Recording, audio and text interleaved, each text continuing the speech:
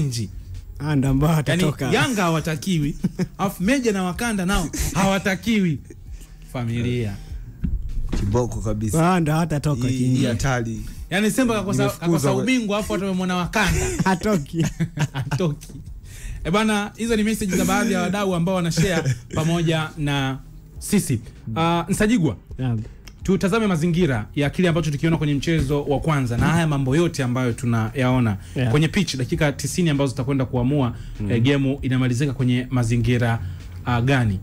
Ukimwangalia RS Berkane mchezo wake pekee alipoteza ni wa Constantine. Ni huo pekee. Ni huo pekee mchezo wa pili wa nusu finali ambao ulifungwa 1-0. Ukiangalia uwezo wao wa kufunga mabao na idadi ya michezo ambao wameshinda, ni timu ambayo inaonekana ipo strong.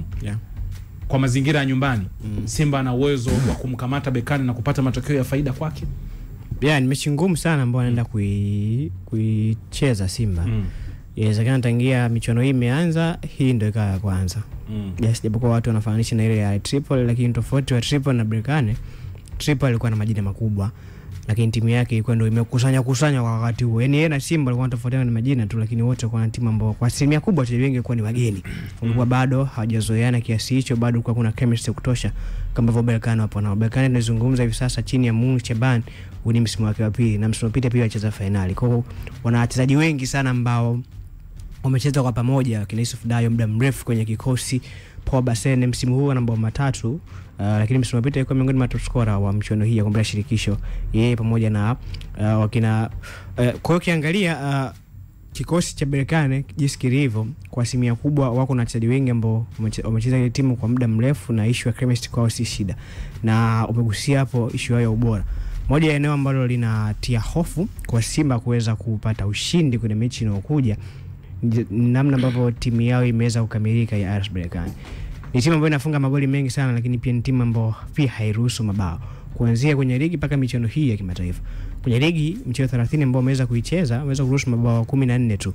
Kwa ukitaka kugawa kwa wastani hapa, maana yake ni bao moja kila baada ya michezo miwili. Kwenye ligi ambayo ina Wydad, kwenye ligi ambayo ina Raja Casablanca, kwenye ligi ambayo ina FAR Rabat, kwenye ligi ambayo ina FUS Rabat, hawa mabwana bado wameweza kumaintain kuruhusu mabao machache kuliko timu yoyote. Kwa hiyo ukiangalia hii ni sifa ya kwanza ambao wako nayo ya wao kuwa na safu imara ya shambuliaji ya ulinzi. Ukija kwenye kombe la shirikisho pia michezo 11 mpaka ule wa juzi umeweza kuruhusu mabao 2 tu kwenye michezo yote. Na bao la pili ndio ile ambayo wameruhusu za Constantine kwenye mechi ya finali ya mkondo wa pili. Kwa hiyo ni sifa ambayo inakupa picha kwamba inawezekana Simba kana mechi nzuri vya kutosha, lakini uwezo wa kufungua safu ya shambuliaji ya Berkane ni ugumu. Na hii tumeliona kwenye mechi ya kwanza.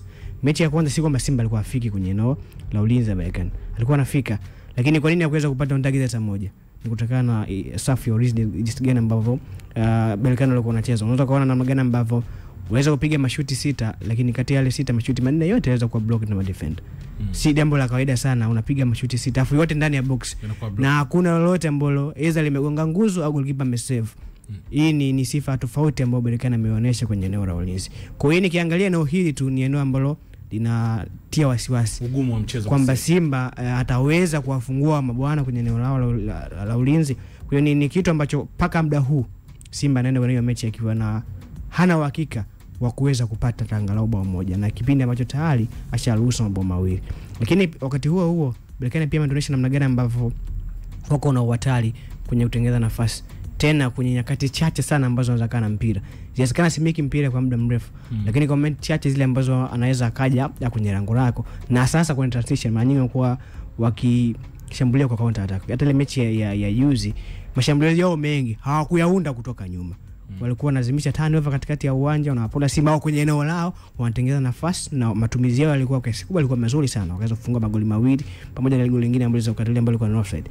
Kwa timu kama hii ambayo inazuia vizuri, wewe kufunga bao kwao ni ngumu. Lakini wakati huo wao kwenye moment chache ambazo wanaweza kufika ni kwa wanakuwa na huo uhatari. Hii inakupa picha kwamba ni mechi nyingine ambayo kwa Simba inawezekana ikawa ngumu. Na kwa issue ya plan pia sioni Berkane akibadilika sana jinsi ambavyo alicheza nyumbani. Kwa sababu mechi ile ambayo alicheza na mazingira ambayo ukiangalia kwa mtu ambaye anaangalia mechi inawezekana kaisi Berkane ndio ipo ugenini.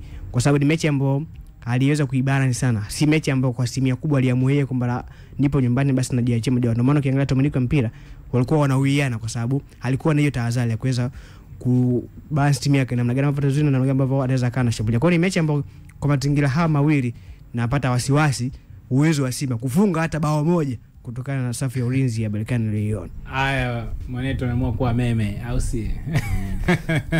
Yes, bwana Nsajigwa huyo akitupa mazingira akiona Simba anaweza kawa na ugumu wa kupata hata bao kutokana na ubora ambao RS Berkane wamekuwa nao. Wakanda Nsajigwa amegusa michezo 11, Berkane karuhusu bao 2. Na kwenye hii mechi ya juzi Simba aliingia mara 11. Yes, kwenye box la Berkane, lakini attempt zao hakuna hata moja ambayo ilifika golini, huku Berkane kwenye mara kadhaa ambazo aliingia almost mara 4 mara 6 akaweka chuma 2 kwenye ule usahihi. Mechi ulikuwa ukitazama sana kipindi cha kwanza, ilionekana Simba walishindwa kudeal na ubora wa mchezaji mmoja wa RS Berkane. Hata lile goli la Berkane wakati wachezaji wanapunguzwa kwenye wa Simba wanapunguzwa kwenye boxi, unaona ilikuwa ni individual brilliance. Berkane ni wale, ubora wa mchezaji mmoja ni ule.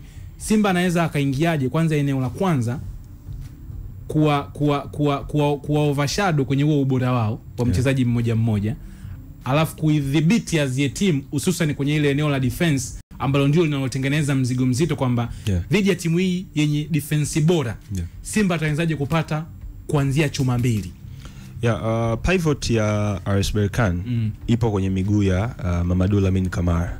Mamadou Lamine Camara ndo amekuwa mtu wa kwanza kutengeneza mashambulizi ya RS Berkane, lakini pia ndo mtu wa kwanza kuhakikisha safu yake ya ulinzi haifikiwi. Kwa hiyo ndo pivot ya RS Berkane. Sasa Simba kwa namna ambayo kudeal na ubora wa mchezaji mmoja inaweza ikawa ngumu because obviously they have quality. Kwa hiyo unaweza ukadeal na system yao kiuchezaji, halafu sasa wewe ukafanya kilicho bora kuwazidi wao, ukatengeneza nafasi na mwisho wa siku nafasi unazozipata uzitumie. Kwa nini namzungumzia Lamine Camara? RS Berkane wakiwa wana mpira, namna wanavyounda mashambulizi, wanaunda mashambulizi kwenye muundo wa nyuma, wanakuwa watu watatu. Fullbacks za RS Berkane zina turn, zinakuwa wingbacks, zinaenda kuongeza namba kwenye eneo la katikati. Halafu kwa sababu katikati ya uwanja huwa wanaanza na namba 8 wawili, huwa wanapanda juu, wanaenda kuongeza idadi kwenye lile eneo la mwisho, ili sasa wawe wana wachezaji wengi kwenye eneo la katikati, huku fullbacks zikicheza kwenye mapana ya uwanja. Kwa hiyo Camara anachokifanya yeye, ana drop katikati ya central defenders wa timu yake, akisubiri pasi ya pili kutoka kwenye build up. Pasi ya kwanza inakuwa ni goalkeeper kwa beki, pasi ya pili inakuwa beki kwenda kwa Lamine Camara. Lamine Camara ukimpress, kuna namna umepunguza uhatari wake wa kuinitiate shambulizi. Lakini ukimwacha Lamine Camara awe free kugeuka na kutafuta eneo la kupiga pasi, tayari anakuwa amekuweka kwenye mazingira magumu ya wewe kublock build up ya RS Berkane, kwa sababu akiturn tu akipeleka mpira mbele tayari wameshalifikia lango lako kwa kutumia pasi chache sana, wameshafika kwenye eneo lako.